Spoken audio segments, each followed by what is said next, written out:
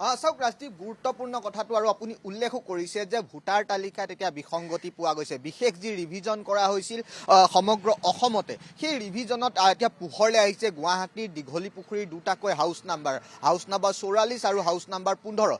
এই দুটাত যি ভোটাৰসকল আছিল বা যিসকল লোক আছিল, তেওঁলোকে চিনি নাপায় যে সেই তেওঁলোকৰ ঘৰৰ যি নম্বৰ ব্যৱহাৰ কৰি, তেওঁলোকৰ ঘৰৰ এড্ৰেছ ব্যৱহাৰ কৰি অচিনাকি লোকৰ নাম ইয়াত সাঙুৰ খাইছে আৰু তেওঁলোকে ভোটাৰ তালিকাত তেওঁলোকৰ নাম আহিছে আৰু তাক লৈ এতিয়া চিন্তিত হৈ পৰিছে। কাৰণ এইটো কোনো লোকে ষড়যন্ত্ৰ কৰি নাম ইয়াত ভৰাইছে নে এইটো কোনো ধৰণৰ বিসংগতি হোৱাৰ বাবে বা ভুলবশতঃ এই ধৰণৰ কাৰ্য হৈছে বা প্ৰিণ্টিং মিষ্টেক হৈছে, সেইটো এতিয়াও নিশ্চিত নহয়।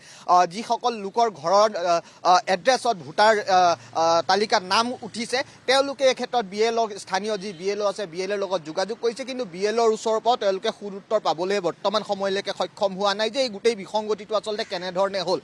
জানি বুজি তেওঁলোকৰ যিসকল লোক আছে, অচিনাকি লোক, সেই অচিনাকি লোকৰ নাম ভোটাৰ তালিকাত সুমুৱাই দিছে নে এইটো ভুলবশতঃ হৈছে, এই ক্ষেত্ৰত কিন্তু সুদুত্তৰ তেওঁলোকে এতিয়া বৰ্তমানলৈকে পাবলৈ সক্ষম হোৱা নাই। ইতিমধ্যে নিৰ্বাচন আয়োগৰ ফালৰ পৰাও যেতিয়া সংবাদমেল সম্বোধন কৰা হৈছিল, তেওঁলোকে ভোটাৰ তালিকা, যি খচৰা ভোটাৰ তালিকা, সেই প্ৰকাশ কৰাৰ তথ্য প্ৰকাশ কৰিছিল আৰু বিসংগতি থাকিলে অভিযোগ দিয়াৰ কাৰণেও তেওঁলোকে সময়সীমা নিৰ্ধাৰণ কৰি দিছিল। কিন্তু এনেধৰণৰ আমি দুটা উদাহৰণহে দিছোঁ, এনেধৰণৰ হয়তো অসমত আৰু ওলাব য'ত এনেধৰণে বিসংগতিপূৰ্ণ অচিনাকি লোকৰ নাম ভোটাৰ তালিকাত থাকিব, য'ত তেওঁলোকৰ কোনো ধৰণে নাথাকে বা তেওঁলোকে চিনি নাপায়, যি প্ৰকৃত গৰাকী আছে তেওঁলোকে চিনি নাপায়।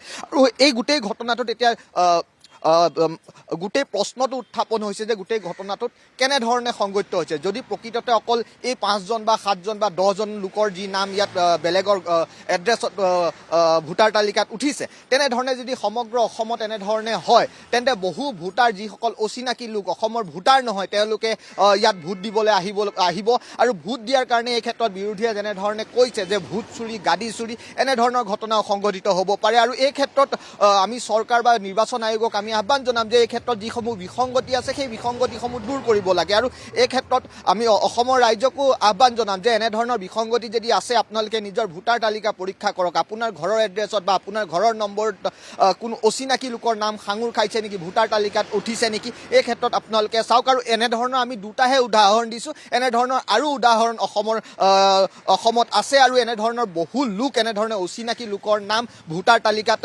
সন্নিৱিষ্ট হৈছে। আৰু এই গোটেই ঘটনাটো এতিয়া কেনেধৰণে সংঘটিত হ'ল, কোনে সংঘটিত কৰিলে, ইয়াত ভুলবশতঃ হ'ল নে প্ৰিণ্টিং মিষ্টেকে হ'ল নে জানি বুজি কোনোবাই অচিনাকি লোকৰ নাম এনেধৰণে ইয়াত সন্নিৱিষ্ট কৰিছে ভোটাৰ তালিকাত, সেইটো এটা গুৰুত্বপূৰ্ণ কথা। আৰু ইয়াক লৈ এটা যি তদন্ত হ'ব লাগে আৰু নিৰ্বাচন আয়োগে এই ক্ষেত্ৰত স্পষ্টীকৰণো দিব লাগে।